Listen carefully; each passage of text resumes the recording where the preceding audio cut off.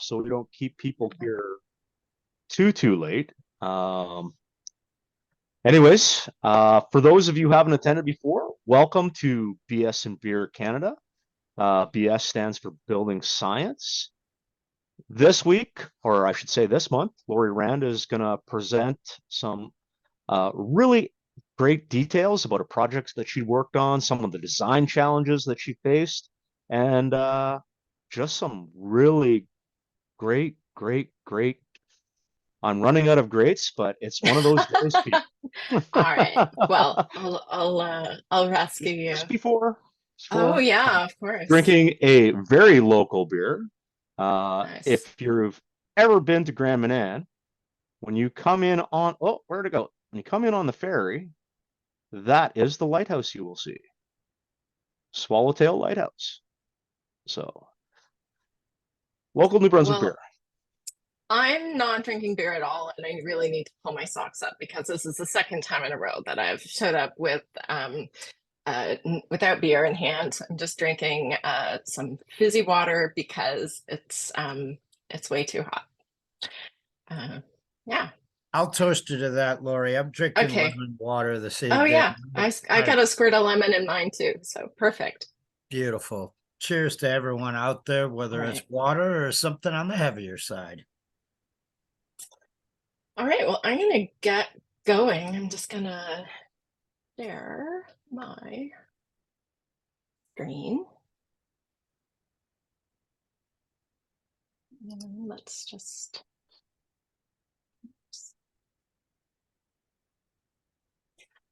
so I'm going to talk about this project. It's not finished. We're partway through this project, and I see many Passive House Canada folk in the in the crowd here, and I've talked about this project already a couple of times. But we've got a different crew in the audience, and so hopefully it's, there will be a little bit of recycling for those of you who've seen it before, but I think that's okay. And I want you guys to, oh, I should open up the chat. We're going to just keep an eye on the chat, or, turn on your camera and wave at me, because I would love to be interrupted with your questions as I talk about the project. So this project is actually going to be the future home of my company. So it will be our office.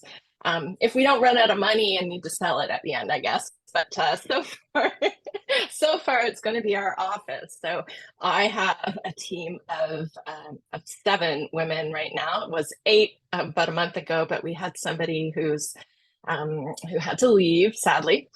So we're an all-women company, and we design new build passive houses, and we design deep retrofits. But this is the first time that we are doing a passive house retrofit, and it's for ourselves. So we're hoping to demonstrate that it's doable, that it isn't outrageously expensive, although it's not cheap. I'll be honest. And it's definitely, if you can do it on this building, you can do it on most buildings, because it dates to about somewhere in the middle of the 1850s. We know it wasn't there in 1845, and it was there in 1855, something like that. And it's in the north end of Halifax, and it's around 1,800 square feet on the first and second floor, and we don't count the spider cave basement in that square footage. And so I'm going to just kind of go through a few photos. So this gives you a sense of the state of the place when we bought it. Down there in the bottom corner of this little kitchenette is some of the only insulation that was in the building. And it's right in the middle of the building. It makes absolutely no sense, other than maybe they were trying to keep those pipes warm, but it's just nonsense. But as you can see from this picture, things aren't advancing. And the next picture slide, which has a few pictures, it really was in close to original state when we bought it. And, there was lots of damage. The plaster wasn't in great shape. Our windows were single glazed wood pane windows. This one and one other one were actually original. Our builders determined they were original to the building. The other ones were kind of replicas built at some point. And Halifax, some of you may know this, but you know, I'm always surprised that many people don't know this. We had a very large explosion at the end of the Second World War, or the First World War in Halifax. And it was actually the biggest explosion in the world until the atom bomb.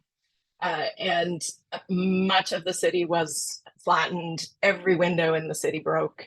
You know, and then immediately, it was in early December, immediately a fire took out other parts of the city because everybody had coal or wood fires going. So this building was about 70 at the time of the Halifax explosion. And you can kind of get a sense of how wonky the floor is in that photo on the far right hand side, but definitely nothing straight or square in it. One more round of photos. There were 5 hearths in the building, 4 of them on a giant fireplace kind of hearth in the middle of the building, and then this one very sketchy one at the back, which was in the kitchen. So this is, I've got a million pictures of the beginning, but you don't want to be here all night looking at that, so I'm gonna sort of jump forward with the story. So the first thing that we did was we got an Enerbed audit, and that's not the worst score I've ever seen, but it's up there. And the blower door test result was it was 24 air changes per hour. So basically the same as being outdoors. So pretty terrible. With our goal of, oh, we want it to be a passive house, we're like, hey, there's only up to go. Like, that's going to be like, you know, I don't even know what the percentage improvement is. Yeah, it was all draft. And just quickly, I'll show you the floor plans because I find it hard to see people's presentations if I don't know what the plan is. It's a very simple kind of originally 2 up, 2 down house with a side hall. And there wasn't a very old, possibly original little back kitchen bump. And then at some point, so that was the first floor, and then this is the second floor. These are our proposed plans, but we're really not changing much at all. But on the, you know, at some point this back end got a second story added to it, and not very well built. It had sort of 2x4 floor structure, nothing very robust. So the only real change we've made here is we've taken out the hearth that was here was absorbing water for probably the last 100 years. And it really, as soon as we started kind of doing even minor demo, it actually collapsed. So we were able to save it on the first floor, but we weren't able to save it on that floor. I'm going to just go over quickly the passive house principles, just so in case there's any passive house newbies here, you'll know what I'm talking about. So lots of people have heard about passive house, but I'll just make sure. So what we're going to do with a passive house building is we're going to manage solar energy. We're going to have high performance windows and doors. You know, that's both about the orientation and the size of the windows and the actual kind of thermal specs. And we are going to put a lot of attention into building an airtight envelope with continuous insulation. Those are the, you know, the fundamentals, and thermal bridge free detailing, which is super challenging in this situation. All of these are super challenging, except for the high performance windows, really. And then once you've got everything all airtight, you're going to have fresh air with heat recovery. And so we need to add an amazing ventilation system. I really like this diagram. I use it a lot in my presentations, and it's actually from builders in the US, Hammer and Hand. So I would encourage you to go look at their website if you aren't familiar with them.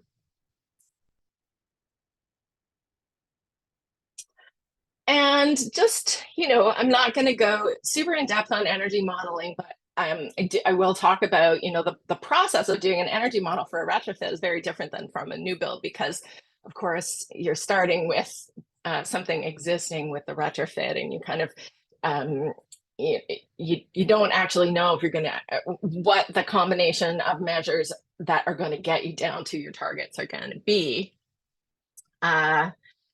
So we actually had a really hard time getting the beginning energy model, just because the building was so not airtight, and we didn't have the previous owners' energy records. But what we did have was we accidentally left one electric baseboard heater on for the first 6 weeks of owning the building, and we got a bill for $2,250, something like that, for 6 weeks. And we were appalled, because we didn't even realize that there was a heater even on.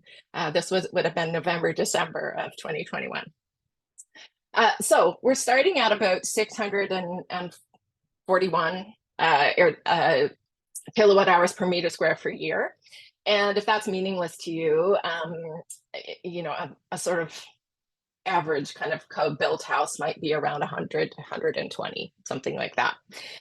And in the energy model, we kind of did all the passive house things. So we implemented air tightness and added an HRV and replaced the windows and added insulation. And I always find it interesting to see the kind of impact of each of those measures on a retrofit. And so at the end, we're going to be around half of what a new build house would be. But I also like looking at it this way. And so, just kind of comparing where the heat losses and the gains come from. So in the bottom bar is the existing situation. And you can see that we actually, on the right-hand side, those are the losses. And the losses are made up of, or rather, I think the words gains and losses are actually flipped here. So those are the gains. And so we've got a little bit of thermal gain from the windows, interestingly, and a little bit of thermal gain from the existing, from the activities in the building. So people cooking, things like that. But this whole big block of 602, that's coming from the heating system. And then in the retrofit scenario, what I think is really interesting here is that our wind, our solar gains from the window, this yellow bar, and the orange, the internal heat gains from people are pretty close numbers to what's going on in the existing. And it's really, we've just dramatically reduced. It's reduced by about 92% actually, the amount of heat that's going to be needed to keep the building comfortable for us.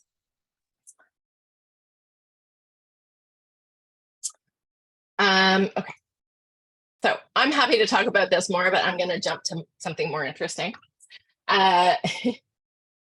When you're doing, so when you're going to make an existing building a passive house, and you're trying to develop a strategy for air tightness and insulation and upgrading all of that, you have two options right off the bat to decide between.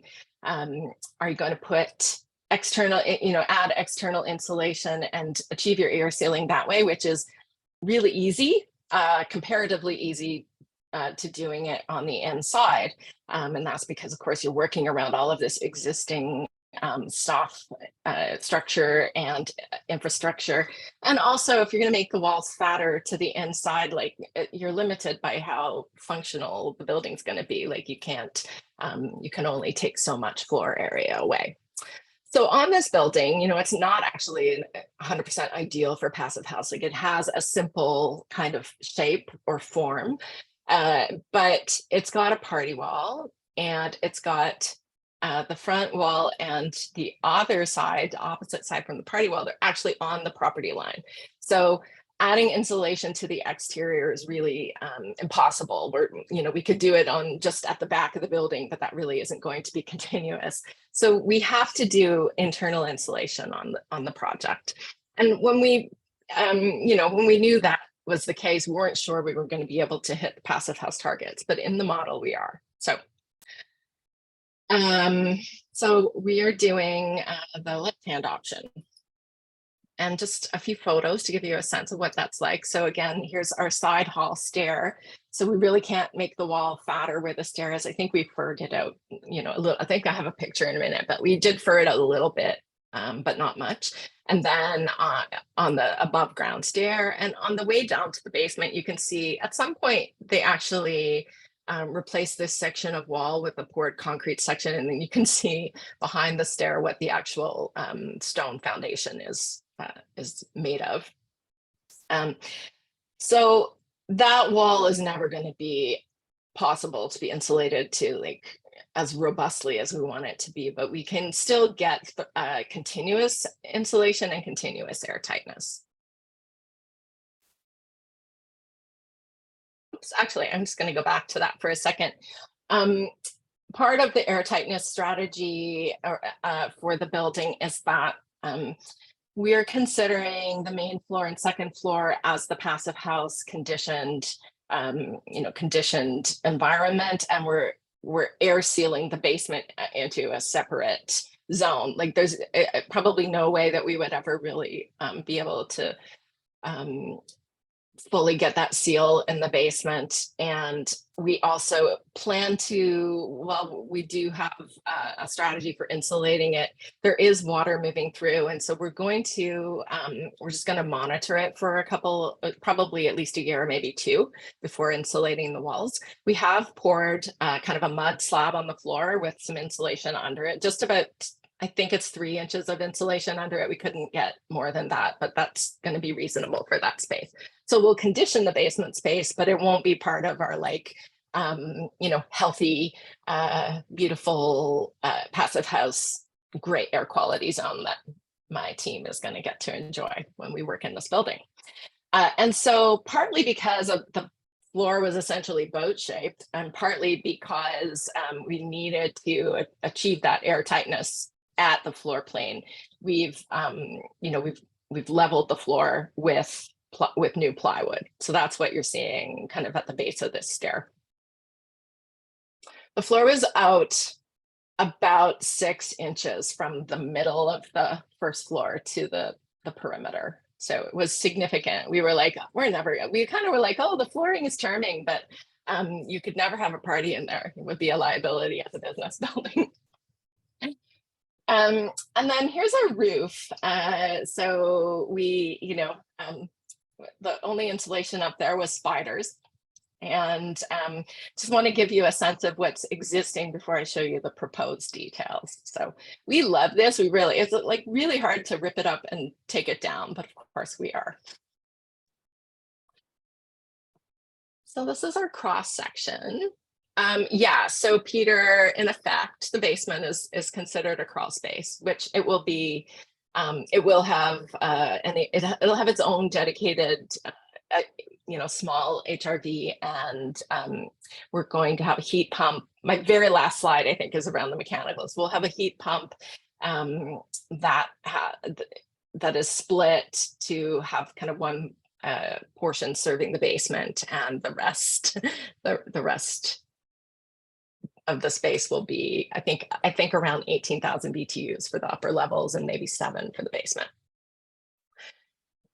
So this diagram, it is very diagrammatical. It's not super detailed, but this is effectively our red line test. So kind of, following around the building and determining where and how we're going to achieve air tightness. And so down here in the basement, this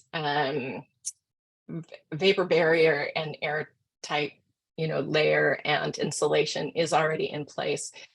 And it has also been done here in the kitchen, and so this kind of it's not currently implemented, but it will be continuous very soon. And then we've also got a little bit, the perimeter of this back kitchen is also a stone wall. And so I'll show you some pictures of that, but we had to kind of develop a completely different strategy for that. And then we have, the walls. The walls are probably the simplest part. And then the roof is, we made the roof more complicated than it needed to be because of our kind of wanting to maintain some of the timbers. So I'll go through all of that. So we are doing a double stud wall, and so a sort of double stud, staggered stud installation. And our plan was to keep the existing shingles and existing board sheathing and existing wood studs, and then add new studs. So you can see that's kind of happening here. This is actually a part of the house that this is the upstairs of that back bump, and this board sheathing only dates to like the kind of 1980s or something. So it's not as old as in some of the other parts of the house. And so we'll be, you know, we really care a lot about embodied carbon, and we don't typically spec spray foam or, you know, foam-based plastics if we can help it. So, you know, so we've got cellulose, and in my little diagram, you know, it's kind of like the depth of that chase where the cellulose is going, or that cavity, it really varies all around the building because it's nothing is square. And so it ranges from about 7 to 8, maybe in a couple places it's a little deeper than 8 inches of cellulose. And then we've got our variable permeability vapor control membrane, the Intello, which is also our primary air barrier on the inside of that. And so right now, this picture is probably 2 weeks old, so we haven't got any insulation yet. The most of the framing, I think all of the framing is done, and we're currently in the game of, oh please, will the subtrades come through today? So we've had the plumbers through, the mechanical guys have started, and you know, electricians are imminent, I believe. Yeah, so the main floor sheathing, Jeremiah is asking, is the red line going across the main floor, because that's an air barrier, and that floor sheathing will be effectively an air barrier. So it's not taped up or anything yet, but we don't want the air mixing. And why did we choose to do a double 2x3 stud wall versus one 2x8 wall? Well, they actually didn't use 2x3s. It says 2x3s in our drawings, and then they ended up doing it with 2x4s.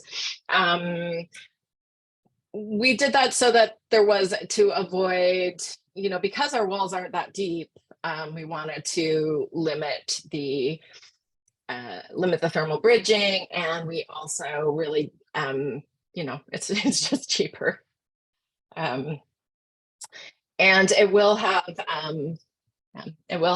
type X drywall, because as a commercial building, we have to, basically all of our assemblies need to have a 45-minute fire rating. So we've got our Intello in place on the, you know, on the partition walls and ceiling, and waiting for the insulation and Intello to be, you know, to come along soon. So here, and yeah, so here's a couple more pictures of that, you know, and like everything, the drawing is a lot more optimistic than the reality. So there's a lot of cross bracing in the building. Like it's, you know, it's heavy timber, 1850s framing.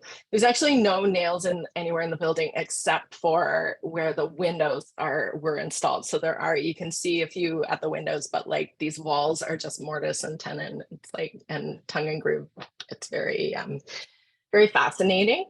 And then on the right, you can see, you know, what they worked out for the stairwell. And we're probably not going to do so. The insulation installer says he can do cellulose there, but I think we'll probably do that, just to make sure that we actually get everywhere. And we're going to end up doing insulation probably in about a month. And so I love it when you can do insulation in the cold weather and be there with like a thermal gun, but we're not going to have that unless it's so damn hot that we get it for that reason. We get some cooling in there, which is possible. I just want to say, if anybody's joined late, please interrupt me. Feel free to ask me questions. Don't wait for everything till the end. So here's a better picture of like kind of the state of the basement. There's the one in the very bottom corner of that photo. That's the one electric rad that cost me $2,000 right at the beginning of the project. So so our air tightness strategy for this, like the windows and the Intello and the field of the walls is going to be relatively straightforward, but this part is a challenge. We really, we've got this, in some places it's like this. So there's a kind of a rim beam at the top of the stone with joist dying into it. In other parts of the building, it's almost like balloon framed. So the wall studs in some places actually come down and they sit down here beside the floor joist. So it is quite complex. So air sealing that, is problematic. And then, again, we've got this whole kind of situation on the side of the stairs that we need to air seal as well. And so what we are going to be using, I'm realizing that's kind of blurry as I'm looking at it, but we're going to be using this from Proclima. So basically, this installation is so nice and clean compared to what I've currently got on the go. But we have this this hole cut in the floor of back corner. It's kind of the southeast corner, which is directly under this is where our HRV is supposed to go. And somehow we were thinking that we were going to get the ductwork up and then out in this corner. And you can see that it's solid stone. And so we're trying to figure out what to do. This is our bathroom. We actually could, we were kind of like, oh, we'll just have like a duct that comes up and we'll have a fake cabinet or something. And it's like the fake cabinet's going to be 3 feet deep. It's just not viable. And so that we're sort of working that out right now. Because again, of our really tight site, we have, this is the only corner in the building where it's viable to get that stuff up, and it's where our bathroom is. And our bathroom, because it's, we're converting a house into a business, it needs to be barrier free. So this is effectively ruining our turning circle. And we're trying really hard not to have to do a redesign around this. But it's a great visual for, kind of understanding less, how we're going to have to be applying this Viscon. So if you're not familiar with it, it's a fluid applied air barrier membrane product. And so it is ideal for situations like this. This is very dirty. Obviously we would, they had been kind of trying to chip away some of the rock, and there's all kinds of garbage in there, but so you get rid of as much debris as you can, and then you apply it with this kind of spray gun. So that's another thing that is imminent for us. So once we've kind of sorted out how we're going to get a pathway up through there, and those rough-ins kind of are resolved, we'll be doing that Viscon application.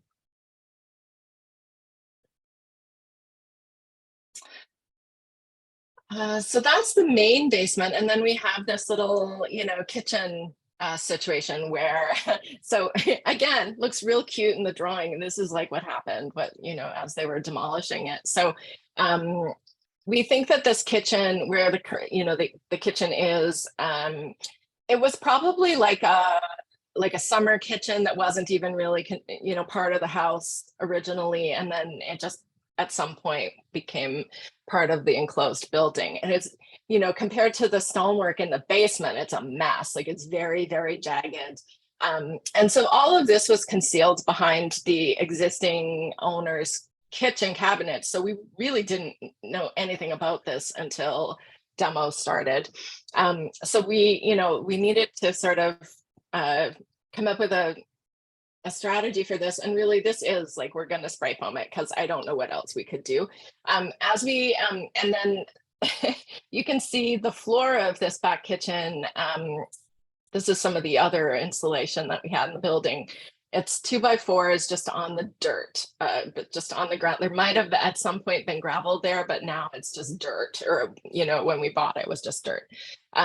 So we tore all of that out there. We put down something like 3 to 4 inches of rigid insulation. We couldn't get more than that because of trying, you know, it's Halifax has a lot of bedrock. Like we weren't going to jackhammer that for weeks to get an extra 2 inches of insulation, but we, you know, we got a decent amount of insulation, and we put the slab, and then I don't know, within a week of pouring the slab, it rained for probably a month, and water just poured through this wall. There was no water coming through before, but like actually pouring the slab, we caused water to come into the building. And so that's another piece where we were just kind of like, we just need to like get a handle on this before we cover it up entirely. So we haven't sprayed it yet. The water, we've had just nothing but rain all spring and summer, and it has kind of slowed down. Part of it is that the neighbor's eavesdrop just shoots right there, and so once we deal with that was, oh, it was beautiful. Like a lot of water was just being directed exactly against that bit of wall. And so that is this is an extension of our party wall. So the land on the outside of this wall, our building, it extends a little bit deeper than our neighbor's building. It's not our land, so we're trying to work out with them what we can do. Hoping like they have some plantings back there, like they're not too keen on us putting a French drain there. Yeah, hydroponics. Yeah, so our strategy will be, and I don't actually have a picture of, I don't think I have a picture here of the concrete slab that's in place, but essentially the stone will be spray foamed and and tied into the under slab vapor barrier.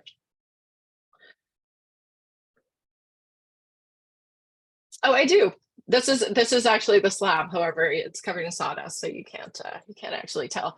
And so, there's just this kind of blocking almost in place so that they could carry on with work. But we will spray foam it before. I think we're going to get like maybe 3 inches of spray foam on it, maybe a little bit more, and then fill the rest of the cavity either with cellulose. I'm on the fence of it. I might do it with cellulose. I might do it also with mineral wool, just in case any water does manage to find its way through there again. I feel a little bit safer about it, probably doing it as mineral wool.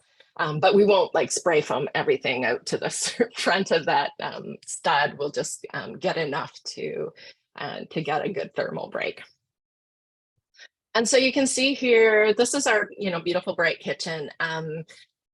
This room didn't actually, it had like one door that was solid and like basically a smallish window at the sink, and we've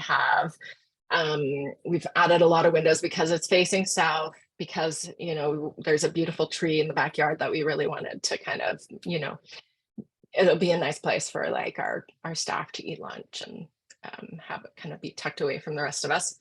Yeah, I did think about gravel, like we do have, but like it's a very small quantity for bringing it in. That was kind of why I didn't go that route. And also we really didn't, like, you need quite a decent depth when you're using gravel. So if you don't know what gravel is, folks, it's essentially gravel with an R value, but it's not like it's nowhere near as close to as high an R per inch as foam. So so it's essentially aerated concrete that has an R value, but I think it's only around 1 per inch or something. It's not like 4 or 5 per inch like foam. Yeah, if every visitor to the project brings me a bag of gravel, it's we can, like, for bigger projects, it's really cost effective here in Nova Scotia to be using it because we can bring it into the Port of Halifax. But for little projects like mine, it just doesn't really make sense unless I knew somebody else who had a little pot of it off, that they could spare. So you can see in this picture where, these windows are installed, or this actually was the day they were installing windows in the kitchen, which was very exciting. So I was in their hair. But I've got a few pictures. These are actually from a video stills of the process of the first 2 windows that we installed. And this is really funny because these are on the front elevation of the building. And we kind of, started stripping away the shingles, and, we could always see the backside of the board sheathing, but like you still get into different kinds of mess when you start pulling the shingles off and stuff.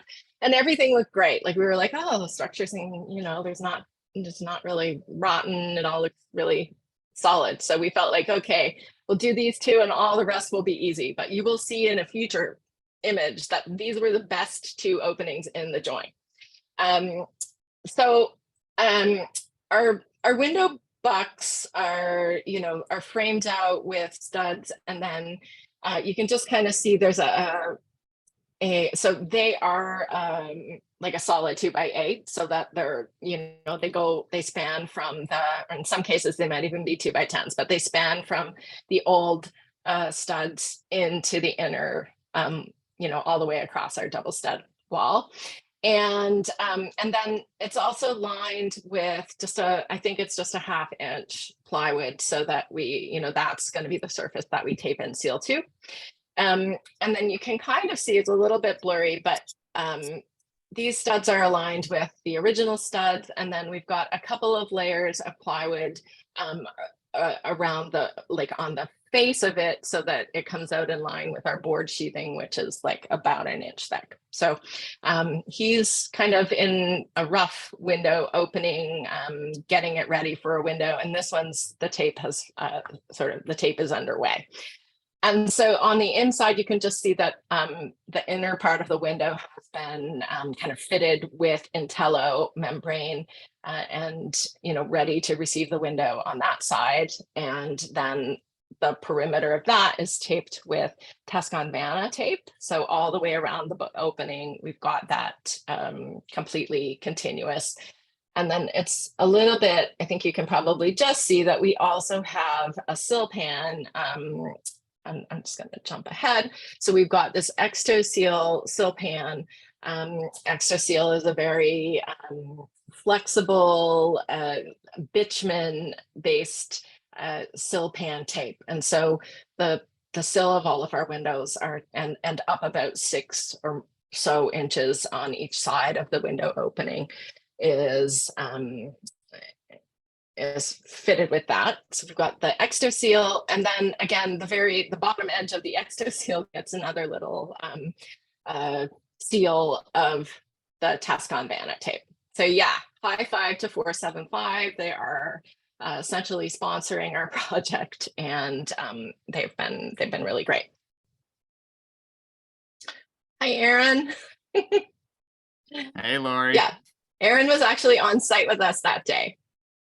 Nice to see to how the make sure project's we coming did it along. right. Yeah. Oh my goodness. Well, you'll have to come again soon. I will. I'll be there. Yeah, and so then here's how the window goes in. So again, we've got the tape that is kind of on both sides of the window, so it'll seal on the inside and the outside, is Contiga Solido IQ. I got that right. I haven't got it written down in front of me, but I think that's right. Good thing Aaron's here. And so basically, I think that's what it was. Yeah, it was the double-sided tape. Yeah. Double-sided IQ tape. And so you can see we've got it going all the way around the perimeter of our windows. Our windows are Vetta windows. You can just see Vetta's labeled there. And these little kind of bunny ears at the corner, so that they've got, enough room to kind of maneuver it and tape it and get a good seal at the corners. And again, you can see they're putting it into an opening where we've got flaps of Intello ready to be seamlessly sealed to the later Intello. Oh, also, I'm going to go back. I want to point out this wall. This is our party wall. You can see here. I don't have any great pictures of that in this set, but it's like a timber, I think it's Douglas fir, essentially clad wall. And then between the two houses, there's about 1.5 inch thick layer of concrete before the other person's house. And you know, this was kind of 1850s fireproofing. Halifax is one of those old cities that had, you know, many fires go through and wipe out, you know, the whole city time and again. And so this was, I've been in a few houses I've worked on that had this kind of like concrete between the two houses, and sometimes even concrete just in a single family house that's freestanding. So really interesting. And we're hoping that the city will let us we can get away with not covering up that wall, and we'll just sandblast it and make it look good. So here's the window in. And here's a better shot of you know, the Veta window. So these are you're probably, I feel like most of us are familiar with Veta these days, but it's a wood clad aluminum clad window that is brought in from, I think most of them are made in Poland, although Veta has a few different places that they're actually getting windows made now. And so Veta is an Ontario company, and they have been a great, we use them on a lot of projects, and they've been a great company for us to work with. So, and triple glazed and, you know, all the good stuff. And we did, you know, we in our projects, we tend to be most of the time quite modern, but for this building, we kind of had the style kind of as closely as could possible replicate the older windows on the original building. And so there's one in and one out, and apparently I was being noisy because I'm getting shushed as I take this picture, apparently. So you can see once the window is in, you know, there's the tape that's gone all the way around to seal the outside part of the window. And the inside is left until after we get the insulation, and then that part will be sealed.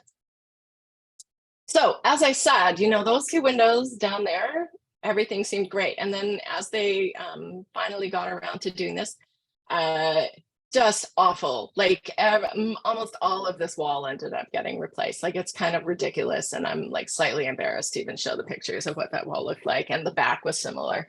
You know, we were like so sort of like, I guess naive and thinking that every window was going to be just like those first two. So in the end, you know, our intention was to save all the shingles, save all the board sheathing. Probably, I would bet that close to half of the board sheathing on the building has been replaced. And so this whole wall, except for this little strip and that little bit at the bottom, the shingles have been replaced. This wall doesn't have any windows, so we get to keep those shingles because they're not, you know, they're fine. At the back of the building, I think I've got a picture in a few minutes that shows that too. There were no flashings at that point. Very good observation, Erin. We will have flashing. Oh, before I jump here, I do want to show you though. So this photo shows a good angle of what we did on the roof. So this is the original eave. And at some point, like January, February-ish, we had the roof replaced. And we made the decision that what we were going to do for that roof this time last year. But because of supply chain and labor issues, it didn't actually happen until the middle of the winter, which is like the worst time to have done it. So basically, we entertained briefly the idea that we would add a third story to the building because the city zoning does allow it, and like we believe in densification, and we felt like if we didn't do it now, we probably wouldn't. Ultimately, we decided not to, but the roof still needed like at least, you know, some new structure. We needed to be able to fit more insulation, so we could have furred it down, but we didn't really want to lose the height inside. And so what we did is we've added 14-inch TJIs on there, and then after that 4 inches tapering to 8 inches of polyiso and then roofing membrane. So it looks goofy as can be right now because nobody tore off the original like kind of eavesdropping and overhang, and it's very silly, but it's a very good visual for like the old and new are still there. And basically I just don't think the guys, like it was, you know, probably minus 15 the whole week that they were doing this and they just couldn't be bothered. So that's going to get all cleaned up imminently. So here is just a little bit of a close-up of what's going on in that roof. And so because we're sentimental and we love the joinery, and because now that we've got this new roof structure, it doesn't need to be covered up by code. We can actually expose it. That's what we're doing. And so what we did is we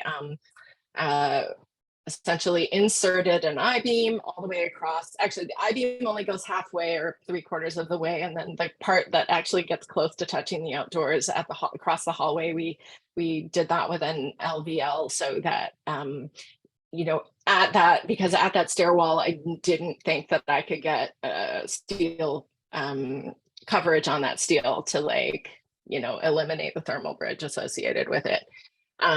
So we've got a new beam that's supporting these 14-inch TJIs that will be stuffed full of cellulose.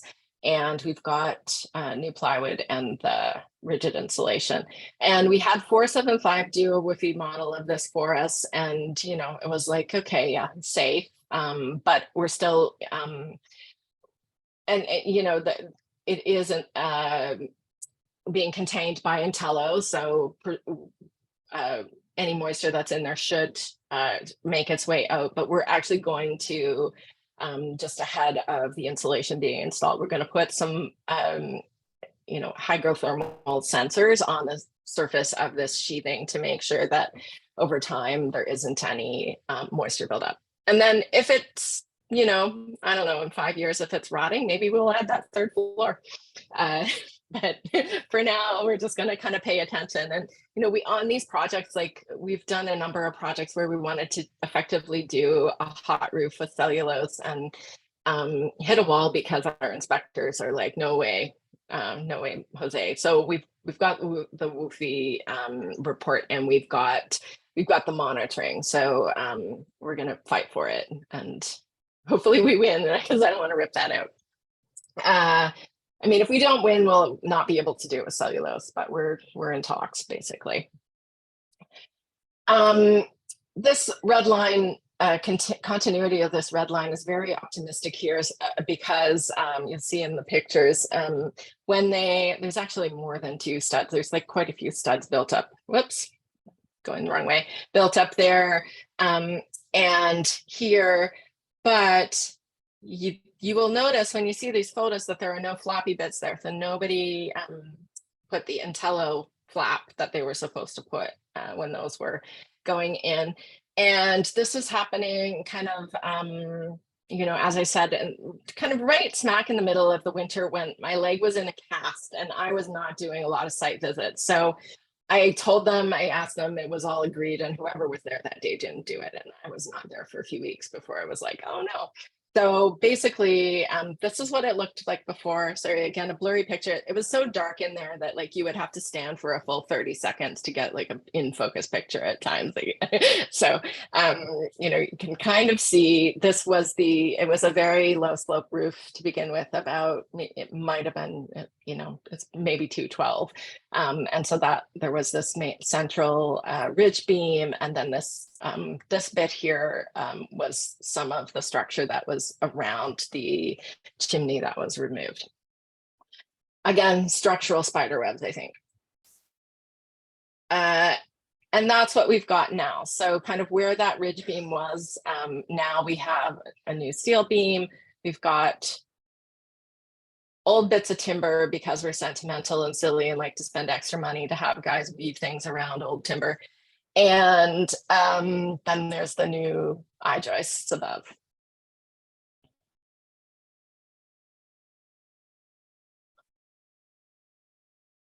So again, this part here we will paint the purple stuff. So we're going to use the Viscon on this part as well, because nobody remembered the Intello. It was probably, in their defense, really hard also, but anyway. So a little bit more. So you might have noticed that kind of at the back of the building where the original kind of transitions to this back bump, there's a bit of a jog. And so this part at the very back is, it's just kind of like two parallel sections of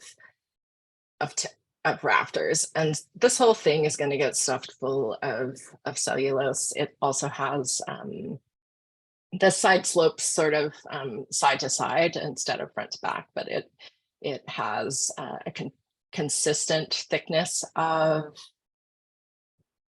gonna say it's 6 inches of polyiso, but I don't remember off the top of my head.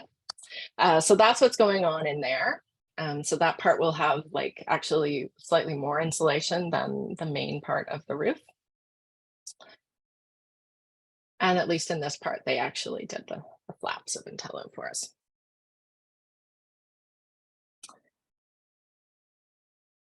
And here's my husband checking out the roof for me because I wasn't able to climb a ladder at that point.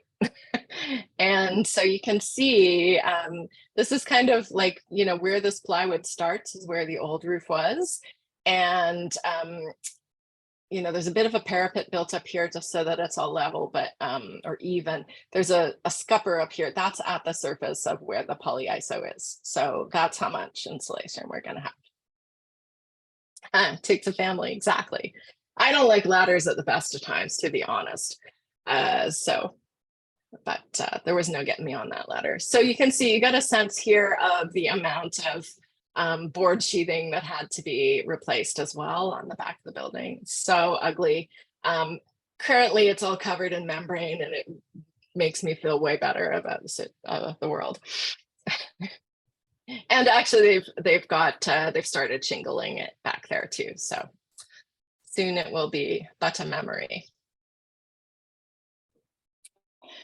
And then also, there were skylights in this building. There were 2 skylights, which we decided that we were going to keep. So we've replaced them with Lamelux skylights. But I'm just showing you this picture because it's a pretty good shot of like those mortise and tenons. And we're still baffled because those look original. And we're like, what were they doing? Like framing a skylight? Like the skylights are clearly from the 1970s. So anyway. And so there's the new Lamelux, one of them, and essentially the entire opening will get lined with Intello, and then drywall will go up and be sealed to this to the frame of the Lamelux skylight. Yeah, it was a single pane skylight that was in there. I mean, everything was single pane, like all the windows, everything. There was no double glazing. I don't even like, if I think about how much the poor lady who lived there must have been paying to try and stay warm, it's just astounding. Okay, finally, I have no idea how long I've been talking. Hopefully, you know, I haven't gone on and everybody's asleep, but I'm going to end on mechanical. So this is what we're doing for, you know, heating the building, heating and ventilating. So we do have just a little kind of cheapy, it's literally, I don't even know what it is, an HRV that's dedicated for the basement that our builder took out of another building that isn't very old, and just kind of was like, okay, well, we can recycle this. So that will ventilate the basement. And then we've got, we haven't got it yet, but we have requested and we'll be installing an Alnor the Premier 350, which is a pretty great European ERV that Veta actually sells as well. So that's what's on its way to me. And we have a Dakin heat pump, and we'll have 18,000 BTUs ducted to the upper levels, and the heat pump, the heat and the ventilation air will be ducted together, which you can do in a very low load building. And then we'll have another 7,000 BTU, just kind of mini split head, keeping the basement warm so that our feet will be warm. And certainly it'll work harder in the first little while before we actually insulate the basement walls, but we'll still want heat down there. And it really has quite a low ceiling. It ranges from, in a couple places, it might get as high as 6 feet, but it's really on average about 5.5 feet high down there. So we're never going to use it for much. Might be able to use it for a little bit of storage if we can, get the space conditioned sufficiently. And again, that's where right there, that's where we got to get that. We got to get that, all of the ducts for both HRVs up through there. So we're working on that like right now. So that's everything. Oh, and I'm just back to, this is at the end again, just to remind you, if we do it all right, we'll be down to 56.5 kilowatt hours per meter square per year. All right, I'm going to stop my share. Hopefully there's still people here. Oh yeah. Yeah, we're all here, loving it. Amazing stuff. So yeah, for those that don't know who I am, I'm Sean Saint, and we're hopping here fast and furious. Great to see that retrofit, because again, if you don't understand retrofits are coming. They are coming fast and furious, just as I drove here to my office to get here for the meeting. And to see this project in place and seeing, all the amazing details you're doing. And so, yeah, good friends of 475 are taking care of Lorrie. Great to see the vetted windows and the fancy new ERV. And the one thing that Aaron's got to get you is you got to have one of these. Oh yeah. On. We do. We have that. I don't know where it is, but Gotcha. yeah. There's a little setup in one of the rooms where they've got all the drawings on the wall, and that we just have one that we don't have. Yeah, Valentine has a question. So I didn't really get into modeling too much, but basically when you're doing an Retrofit project, there's two kind of pathways, and it's partly to have like flexibility around. Retrofits are hard. Passive house retrofits are harder. Like how can we and especially with this, are you doing external or internal insulation? Like it's really hard to hit the first way, which is called the energy demand method. The energy demand method essentially is just like regular passive house, where you have like a budget for your heating demand. And so instead of it being 15 kilowatt hours per meter square per year, it's 25 for Halifax. So we couldn't hit that. We're not hitting that clearly from my table, but the alternate way is the component method, which Valentine's such a smarty pants. Yes, that is what we're doing. And basically the component method gives you like a budget for, or an allowance for performance for various components in the building. So your building assemblies above grade have a maximum U value. Your windows have, very explicit targets. Your ventilation has, so all of the different discrete parts of the building have their own targets, instead of just being like, yeah, I have to hit 25. And that's how, most, I think the majority of Retrofit projects that I've looked at that have done an internal retrofit, that's how they've had to do it, because you just can't get the U values, as high when you're doing it that way. Got to look at the sum of the parts. You got to really kind of lump and them then all like together. It sort of seems more complicated, but like it's an energy model. All that stuff's in there anyway. You're just kind of like, which pieces are you looking at? So yeah. I've done some pretty interesting renovations in my lifetime, and this would have been a fun one to be a part of. Come on over. It's still going on. Wait for it. Yeah, come for a field trip. Some rainy day, you never know who might show up with their tool bag. That's right. But yeah, Sean's not wrong. We had a brief conversation about this the other day. If you look what's happening in the world, interest rates are going up. People tend to stay put. And when they stay put, they spend money on what they have. So renovations are going to happen. And if you can take someone's budget, and whether you go like full passive or something in between, or just apply some principles to make it, airtight, better insulated, more comfortable, durable. That's Yeah. big things. I think, for us, we've done a lot of retrofits, a lot of them approaching net zero when they've added, solar panels, but we haven't done a passive one. And really, like, it doesn't, like, frankly, it doesn't always maybe like, it's not done till it's done. Like, you don't know that you're going to get there. But, this was, doing this project is like a business decision. And like, we definitely really, it's an experience that we wanted. Maybe we'll never do it again, but I hope we get to do lots more. And also because it is our office, it means that like we will be able to invite people into the space and have them experience the quality of a passive house, which is not something that a lot of people have had the opportunity to do, certainly in our region. And so that's, like our motivations are, like they're kind of, there's multiple reasons why we're doing what we're doing. Yeah, and when you get to experience a passive house, get to have that passive experience. And again, once you have a little bit of the Kool-Aid, can't go back. Absolutely. Yeah, and that's great to be able to bring prospective clients into your space and show them what you're talking about. Let them like experience. Honestly, also you guys, like we work on a lot of very lovely fancy houses that are beautiful and expensive.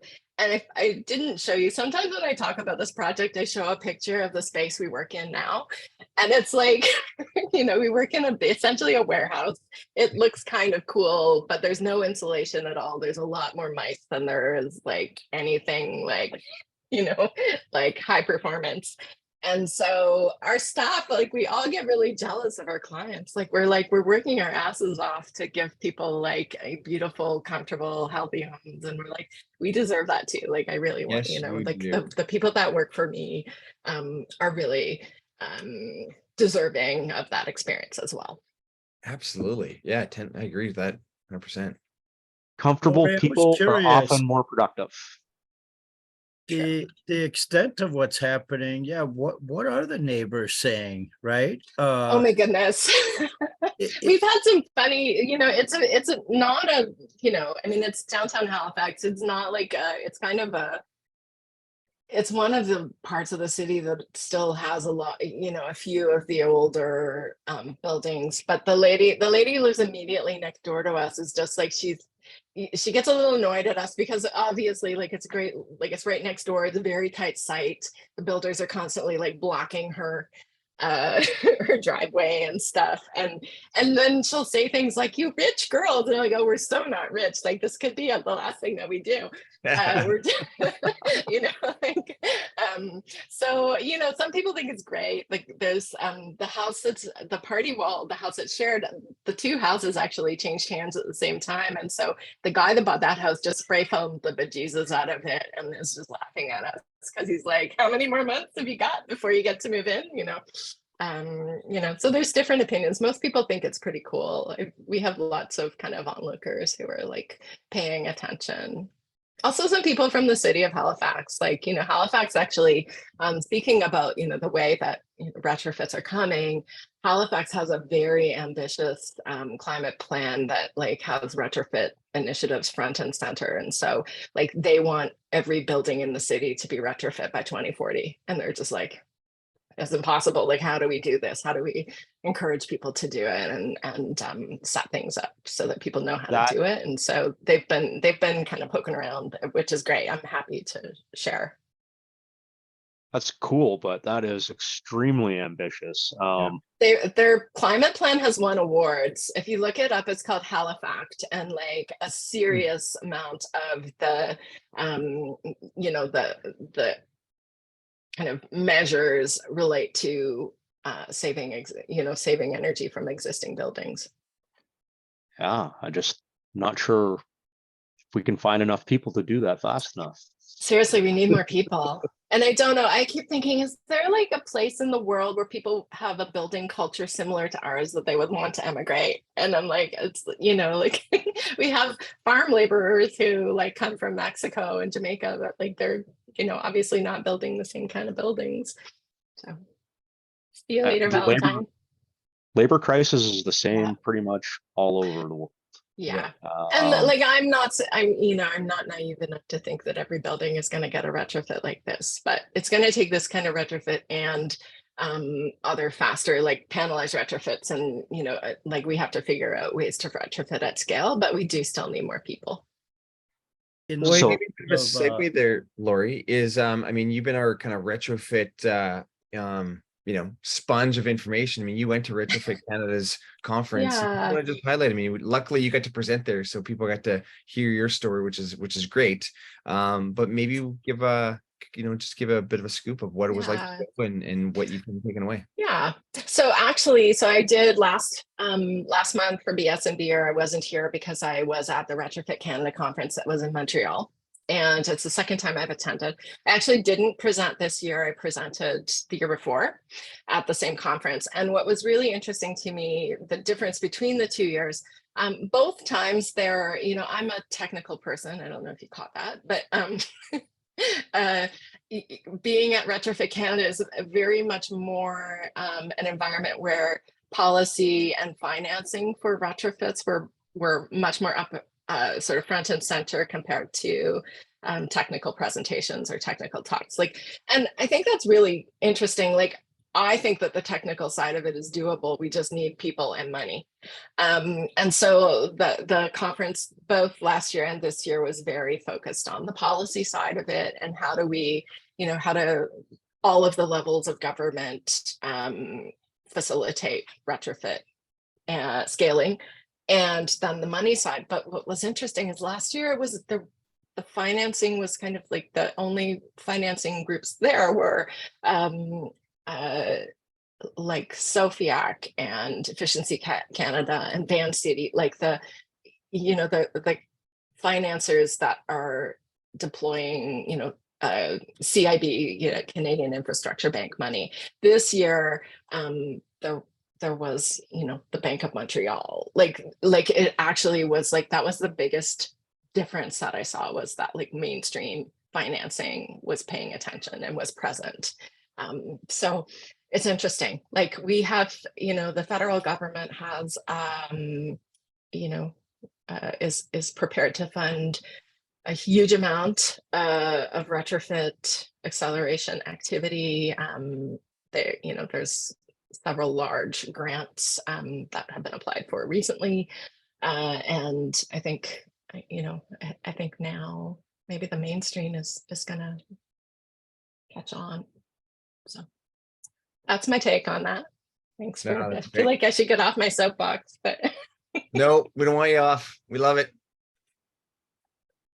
yeah, well, I do love retrofits. I always did. And you know, what's interesting, like I did a lot of retrofits, almost probably 80% of my work was retrofits up until about, you know, around 2015. And in 2013, I got Passive House trained. And after that, it's like really new builds. Like once I said, oh, I'm doing Passive House new builds, 50% of my work was then new builds. And I really missed retrofits. So like, you know, kind of bringing the energy to high performance retrofits is like really where I want to be. As long as people can pay for it. Like it's so, you know, like it is going to cost more. It does cost more to, you know, to go that extra level on a retrofit. And that's what all of our clients have found. Like we've started many projects where it was like, we're going to do a passive house retrofit, and then we get them to net zero, but we don't get them to net zero and passive. So. Great vision though. Yeah, I can't wait until you have like this off-site third floor just gets popped on there and your business expands. That will be the only way that the third floor happens, because the site is so tight. Like right now, basically, the place where all of the staging is happening is because there's a very tiny empty lot between my house and the adjacent house. And there is a plan to put a building on that lot. So it'll be gone within the next couple of years. So yeah, there won't be any room unless we rent the street. Well, either way, it's a really cool project. And I know you probably don't know, but keep me in the loop as to like your timelines or when you're planning stuff, Okay. like the milestones. Like I assume you're going to do a mid-construction blower door. Yeah, we're gonna be doing one soon, soonish. Yeah. And I also have, okay, I'll call you. We also, I mean, honestly, we're not like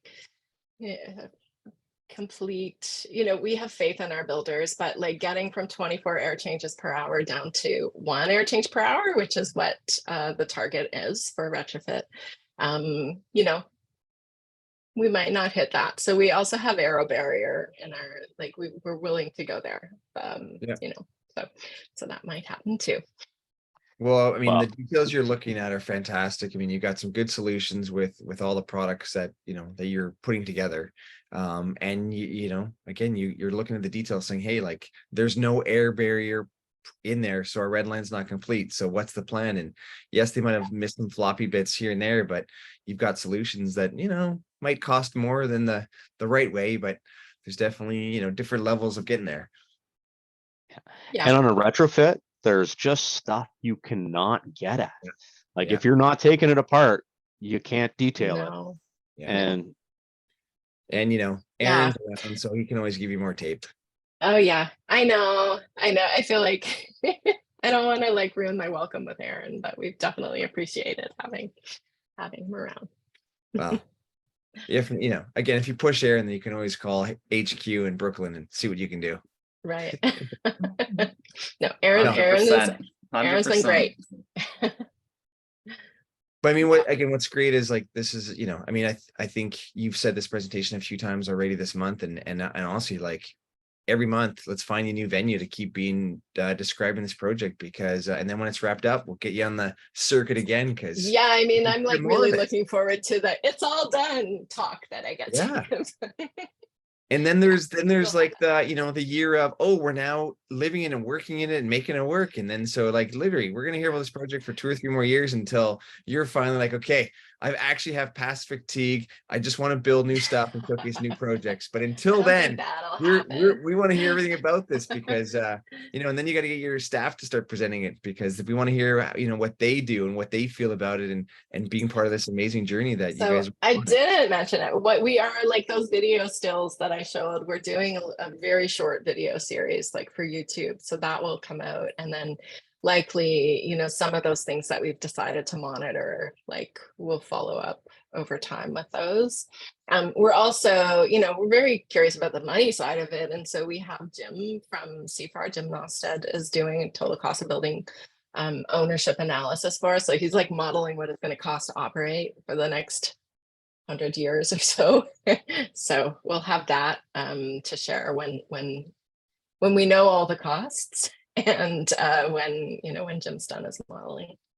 And like Lorrie, that blower door score, that's the highest I've ever heard. I mean, most people when they put in the machines don't get above like 14. No, we warned them. We were like, bring everything you got. And the house that was next door to us, the same guy did the blower door test, and theirs was actually worse. Theirs was over 30. So wow. I'm like, of the 2 houses, we bought the better one. Yeah. Well, I love those windows, love all that light that's coming into space, and I can't wait to see your team in there plugging away and enjoying that lovely, comfortable, fresh air.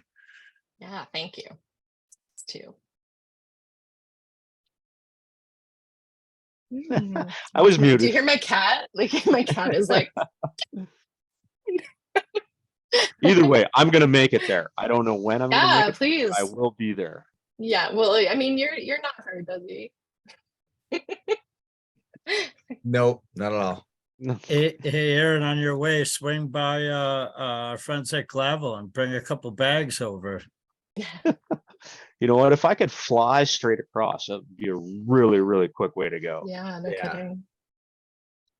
Yeah, and again, one of those ultralights. Yeah, I mean, I've only been in Halifax for a weekend, and I mean, I love that history of just like that explosion. I mean, most people don't know that when you hear about that particular kaboom and just It's crazy. Yeah. And like when you see the other buildings where some of that original brick is there, and then the additions or the pockets they had to fill because of the explosion. I mean, Halifax just got a great story and seeing that. And again, it's great to see, what you guys are doing with this particular project. Yeah. Yeah. I mean, there's a lot of opportunity for retrofits in Halifax for sure. I know Leo put in the chat about how, we really need to be getting the Rideau Cottage, and, on the I number one list. know. Being, Oh my gosh. If I could do all the jobs, like I seriously like I think I read that RFP and I was like, but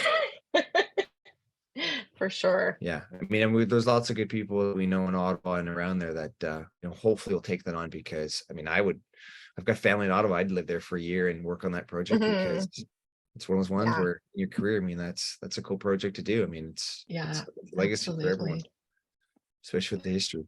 I mean, you talk about Peter. skills, Oh. that would be a challenge. Oh, I don't even know. Yeah.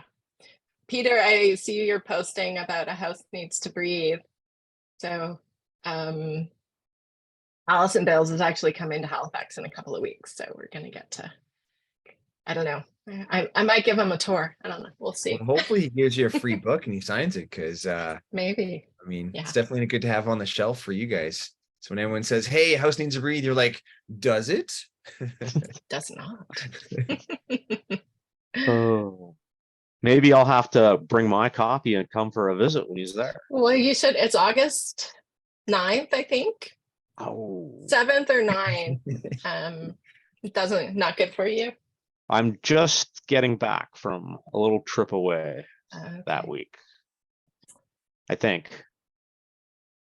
No, that's well, I'll have to check. Yeah, I'll yeah, have to you check. need I have to to go Check over it the calendar. out. Talk Like, to yeah, he'll be. He's also. So I had a short call with him, and I was like, "What are you even coming here for? Like, surely it's not for a book tour." And he wanted to come see the highest tides in the world.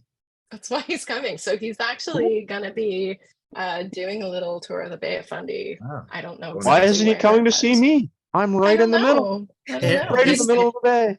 Aaron, I to mean, be send him a fair, note. He's driving. He's driving up, like he's driving. So wow. he'll go He's right by you. driving. I'm probably gonna run into him the week before. All right. Yeah, Okay. that's what Alright. I was Right. thinking. Oh, of course. Yeah. Yes. Well, he's coming from that. So yeah. Yep. When you guys are at camp together, maybe it'll be a race. It'll be Bales against Jones, Jones against Bales. Who can use less energy and get there the slowest? He's probably got a super fuel efficient vehicle. I will be driving a typical builder pickup truck. Plenty of room for gravel then. That's it. Load it up. Lightweight. Loaded up right. with gravel. I mean, Yeah. someday it might turn into like a Ford Lightning or something like that, but for right now, Hey. Cybertruck's first one came off the line in down in Texas last week. Really? cool. First one. Yep. Oh, So amazing. All right. We'll have to see. I'm looking forward to seeing some like firsthand reviews on those. yeah. Well, I know we're wrapping up, but I forgot to give a shout out to our beverages of sorts, and I'm actually drinking a very special beer that has a bit of a carbon footprint. I'm not gonna lie, it definitely crossed the ocean. So our good friend Mr. Intelligent Membranes brought me one of these Haka Vienna lagers from Brew Board Cambridge, and it is yummy. So again, thanks to Adam's got lots of gifts. He sent that in the mail. So yummy stuff that I've been Nice. enjoying today while I've been fascinated about this amazing retrofit in Halifax. So thanks, Lorrie. Appreciate all Yeah, the you're welcome. It's great. Obviously, I hate talking about it. Well, it was an amazing presentation. I'm really glad you had the time and were able to share it with us. I'm looking forward to seeing the project in person. Yeah. And are you getting your painter to do the Viscon, or who's taking on the task of putting on the Viscon? I don't know who's doing the Viscon, to be honest. It won't be a painter, I don't think, because there won't be anybody on site. I honestly, I feel like our builders are like You do it. No, you do it, because it's, they haven't done it before. Bye, Darlene. Hey, Darlene, thanks for coming. That is a good question, but it's going to get decided very soon, though. Yeah. Well, again, if you need help, I mean, not only Aaron, Yeah, but okay. Kevin Brennan has put like buckets and Right. buckets on retrofits in Brooklyn. So if you need help, there's definitely people out there. In my market, I just keep using a brush because Oh yeah. it's finally one of our staff finally found the arrow fix on the 475 website. It's like, how can we have this yet? I'm like, you have not learned yet. You have not gone, Mr. Karate Kid. You have not scaled up to getting the arrow fix. But do you have, like, when you're there with the paintbrush, do you have, like, you saw my stone? Like, is it like, yeah, yours is tough. roady like that, or No, like, no. I mean, I just can't see how we could paint that without. we do a losing our lot minds. of eye joist detailing. Right. Make sure we eliminate spray foam in our joist ends by Mhm. doing that detail. Okay. And so yeah, but now that they've seen the Aerofix gun, they're like, oh, we should be getting this. I'm like, yeah, you're not ready yet. You keep mastering that thing, make sure we're not getting gaps in there, and then we'll upgrade. So, Right. but yeah, I mean the stuff that, I mean, even our good friend in Pennsylvania, sorry, Mark will help me out with the name. I mean, they did it on their wall in that commercial retrofit, and boy, it sure made the building look good because it brightened up the space by being white. And seeing the stuff that Kevin's done, it's been awesome. Sorry, I'm thinking of our friend in Pennsylvania. Nope, not coming. Talk about weather. It's hot here in BC. You can see how my face is burned. It was 35 degrees yesterday, and I decided to play with physics and deal with fulcrums and break up a sidewalk. So and today's been 27. And so, but you know what, honestly, I want your rain, because we are in the midst of forest fires that are starting, that are going to be heading your guys' way soon. So I'm hoping for some rain. Yeah, there's some big ones in the Kootenay area right now that scares me. And I'm off to Okanagan on Tuesday, kind of in your neck of the woods there, Aaron. Help our friend Todd Talbot, and luckily all the forest fires, even around his house, luckily have been put out. But it's never fun when we got a friend in Bend Station down there in Penticton, and he's been putting water lines on his roof, and getting off all the cedar in the metal roofing and all the cracks. So again, I'll take some of your rain. Yeah. We had sun for the first time today, Sean, for a very, very long time, and I enjoyed it, because at some point in time tomorrow it's going to rain again. If I could share with you, I would share. And I know Ontario, yeah, there's Peter actually just talking about Ontario's weather right now. Yeah. It's part of the reason Connor couldn't join us. He's dealing with some weather events in a personal way. Sorry, Connor. Hopefully your power comes back on soon. I got a text from Hans Ike. He was bummed he couldn't join in because there's no service to be able to hop on. So he's like, I'm gonna conserve my phone juice. Yeah, fair enough. Yeah. Well, this has been another amazing show, and really big thank you to Lorrie for just like bringing it today. Great presentation. I think a little foreshadowing to August is something's happening. Something's happening. We might have to change things up a little bit in August, but we'll deal with that. There'll be plenty of information out there. We'll let everybody know ahead of time. It out. Yeah. Yes. Foreshadowing. The PH. PHs everywhere. Friendly, fun, foreshadowing. On that note, before this gets funny, we should probably wrap it up. I'm Aaron Jones, live from Grand Manan, Canada, and we're calling it a night for BS&BEER Canada. Thanks to all of our co-hosts. Please introduce yourself again in case somebody joined us at the tail end. That guy, or that lady over there. I'm Lorrie Rand, and I'm in Halifax. And foreign correspondent, where in the world are you? besides the local Tim Hortons establishment in either Windsor, Sudbury? I know you like those places. Are you in Winnipeg? Yeah, I wish I could say I was 4 stone throws away from a big old nickel, but I'm not. I'm fresh out of Kansas City, and I have stuff in the wash machine because I gotta take off again. So Lorrie, fabulous as always. I always learn from what you present, and the fact that this time it's an undertaking for your team and an example for the community is amazing. I'm Mark Willey, and I'm thrilled to hear your presentation tonight. One last thing, everyone. If you find Mark Willey standing in a Tim Hortons lineup and you drop any of our names, he'll buy you a coffee. He's obligated to do so.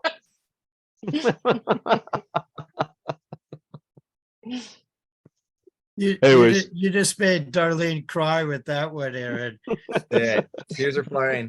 All right, Coming I'm to Sean a Tim Sainenberg. Hortons near you. Hit the exit button there, my friend. All right. Enjoy, everyone. So long, folks.